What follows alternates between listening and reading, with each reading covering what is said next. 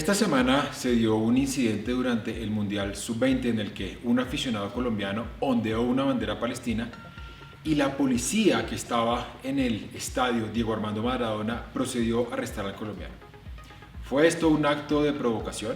¿Se está politizando en exceso el fútbol?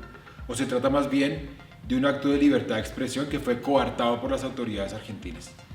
Esta semana, en el nuevo episodio de El Mundo en Cápsulas, vamos a hablar del incidente ocurrido en el Mundial Sub-20 y sobre la pregunta de si está bien o está mal que el fútbol se politice. No se vayan, quédense en esta nueva cápsula que vamos a hablar sobre la politización del fútbol a propósito de lo ocurrido en el Mundial Sub-20 en Argentina.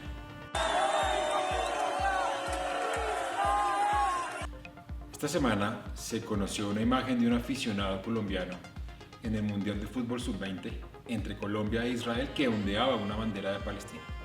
Inmediatamente fue asumido como un gesto de provocación contra Israel. ¿Por qué?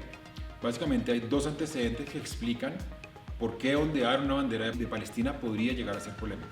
En primer lugar, cuando se iba a realizar el Mundial de Fútbol Sub-20 en Malasia originalmente, el gobierno de ese país y la Federación de Fútbol se negaron a hacerlo porque no tienen relaciones diplomáticas con Israel y porque consideran que es un régimen violador de derechos humanos al que se debe boicotear según el entendimiento del gobierno de Malasia.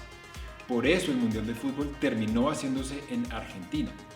Colombia debía jugar contra Israel y en este partido un aficionado colombiano ondeó la bandera palestina seguramente para expresar su solidaridad. ¿Por qué? Uno, desde febrero de este año, en los territorios ocupados, especialmente en Cisjordania, y por orden del ministro de Seguridad Interior, Ben Itamar Ben-Gvir, está prohibido que se ondeen banderas de Palestina porque se consideran como una especie de apología al terrorismo. Esto obviamente va en contra de los derechos de los palestinos. Organizaciones pro derechos humanos como Amnistía Internacional, Human Rights Watch y B'Tselem, israelí esta última, han denunciado que en Israel se está cometiendo un régimen, o se ha convertido más bien en un régimen de apartheid, es decir, donde la ciudadanía árabe y palestina está creciendo de manera excluida, segregada. En segundo lugar, se habla de limpieza étnica, es decir, que las aldeas, las ciudades donde hay palestinos, se les obliga, son expulsados, se les obliga a vender sus tierras, se les demuelen sus casas, y se habla incluso de un genocidio, es decir, el intento sistemático por acabar con el pueblo palestino. En este contexto, se entiende que sea relativamente polémico ondear una bandera palestina en un partido en el que juega Israel, algo que suele suceder cuando Israel juega, no necesariamente para rechazar al Estado de Israel o para rechazar la existencia del Estado de Israel, porque no cualquier manifestación pro-palestina puede ser considerada como antisemita, sino simplemente para denunciar, como lo han hecho Human Rights Watch, Amnistía Internacional y la propia B'Tselem israelí, que se están cometiendo violaciones sistemáticas a los derechos humanos del pueblo palestino. ¿Es esto bueno? ¿Es esto negativo? ¿Se está politizando el fútbol, sí o no? Como si esto fuera poco, esta misma semana el jugador del Real Madrid, Vinicius Junior, fue insultado desde la grada en el estadio del Mestalla del Valencia con insultos de claro contenido racista. Vinicius, que ha recibido el apoyo de casi todo el medio del fútbol, también ha recibido algunas críticas de quienes consideran que el fútbol, entre comillas, no se debe politizar. ¿Está bien o está mal que se politice?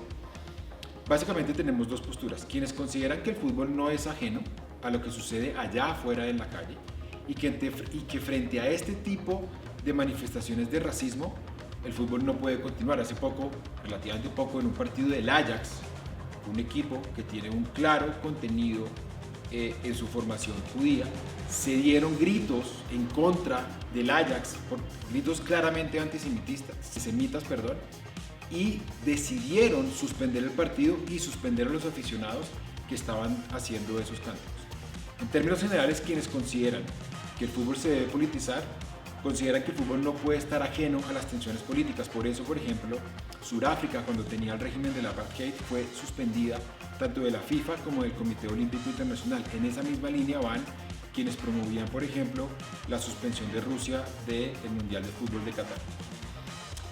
En la otra orilla están quienes son muy críticos de una especie de doble rasero, porque dicen que mientras, por ejemplo, a Rusia se le sanciona, se le suspende el Mundial de Qatar 2022 no sucedió lo mismo en el caso de Israel, al que acusan y donde es evidente que se violan los derechos humanos. ¿Se debe o no politizar el fútbol? Es una cuestión que va más allá de la coyuntura, es una cuestión vieja. Lo tuvimos por ejemplo en el Mundial del 78 también, donde a apenas unos metros del estadio Monumental quedaba la escuela de mecánica de la Armada, donde se cometieron todo tipo de torturas, y el Mundial siguió. Es decir, ha prevalecido, si se quiere, la no politización, es decir, que el juego continúe, que el espectáculo continúe, muy a pesar de que muchas veces se da en detrimento de los derechos humanos. Con lo sucedido últimamente, tanto en el Mundial Sub-20 como lo ocurrido en Qatar o con Vinicius, lo más seguro es que el fútbol no pueda seguir dándose el lujo de estar ausente de los grandes debates políticos del mundo. Si te gusta nuestro contenido y no quieres perderte nada de la agenda alternativa, suscríbete a nuestro canal y activa la campana de notificaciones. Recuerda darle like a este video y por supuesto compartirlo con tus familiares, amigos y conocidos. Así juntos visibilizamos la Colombia profunda. Recuerda, somos el tercer canal, la voz de los que no tienen voz.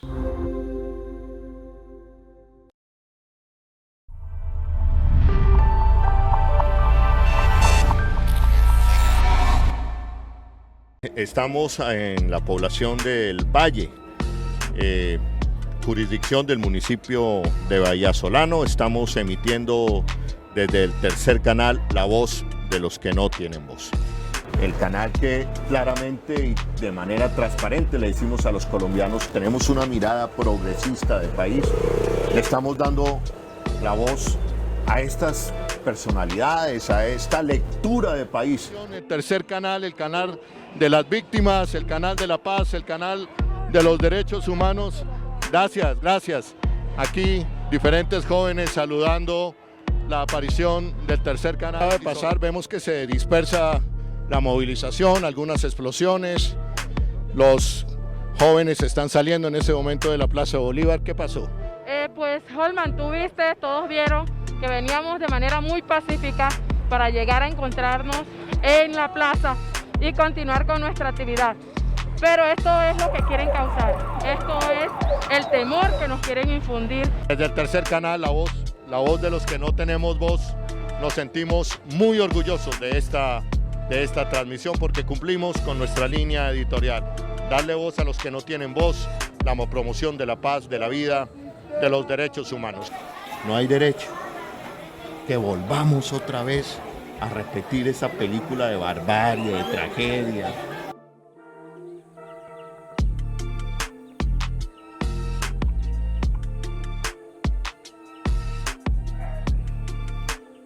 La juventud era la vida, pero las viejas fórmulas conocidas ya en este país que quiere eternizar la guerra, dispersaron la manifestación. Como he venido diciendo, se repite la película de la guerra, de los desplazamientos y de la violencia. Y esta película tiene nombre propio y responsables propios: hacer trizas la paz. Y vamos a decirlo sin miedo, yo lo digo sin miedo. Yo me siento orgulloso de ustedes. Vamos primero por un viva la guardia. ¡Guardia, guardia! ¡Guardia, guardia! ¡Por mi raza! ¡Por mi tierra! Muchas gracias, muchachos jóvenes. Ustedes son la esperanza. Gracias.